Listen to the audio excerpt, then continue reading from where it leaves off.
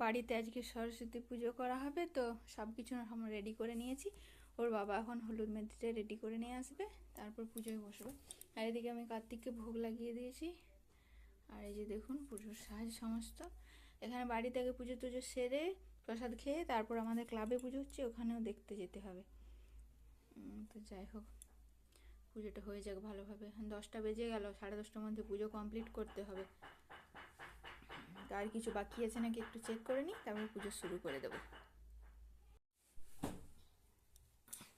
আমার বেডরুম সাজটা দেখুন খুব সুন্দর হয়েছে, সরস্বতী পুজোর সাজ। সব নিয়ে চলে এসছি, এবার পুজো শুরু হবে। জয় মা সরস্বতী। বাড়িতে পুজো শুরু হয়ে গেছে, এই যে ওর বাবা পুজো করছে। তো পুজো হয়ে যাক, তারপর আমরা পুষ্পাঞ্জলি দেবো। আর বেটু এখানে বসে আছে, ওর বাবা যা কিছু করছে, ও একটা গণেশ আর লক্ষ্মী ঠাকুরের মূর্তি নিয়ে সে সব করছে। তো পুজোটা হয়ে যাক, তারপর অঞ্জলি দিয়ে দিব।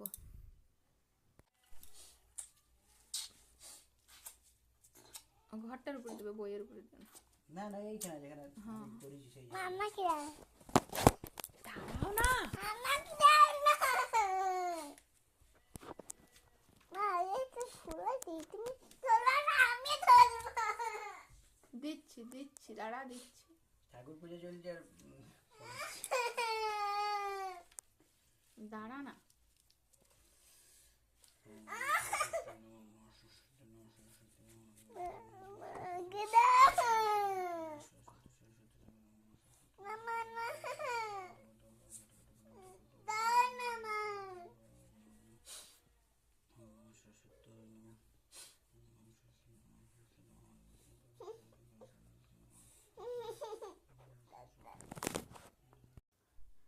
বাড়ির পুজো সেরে প্রসাদ খেয়ে আমরা বেটু আর আমি চলে এসেছি এখানে।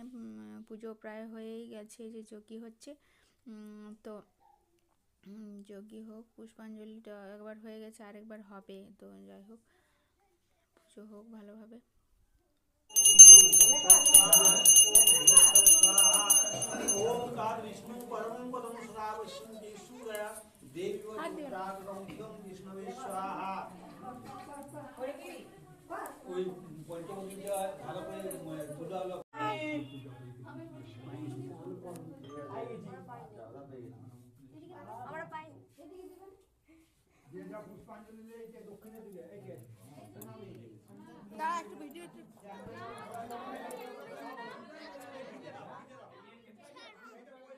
সবাই যেহেতু চলে এসেছে, প্রচুর ভিড় হয়ে গেছে, চিৎকার চেঁচামেচি হচ্ছে। পুষ্পাঞ্জলি টলি সব হয়ে গেছে। এবার আমরা প্রসাদ টসাদ নিয়ে বাড়ি চলে যাব, কারণ বাড়িতে গিয়ে আমাকে আবার রান্নাবান্নাও করতে হবে। অনেক বেজে গেছে, 11টার উপর বেজে গেছে। সবজি কেটে রান্না বসাবো। আজ ভিডিওটা এই পর্যন্তই।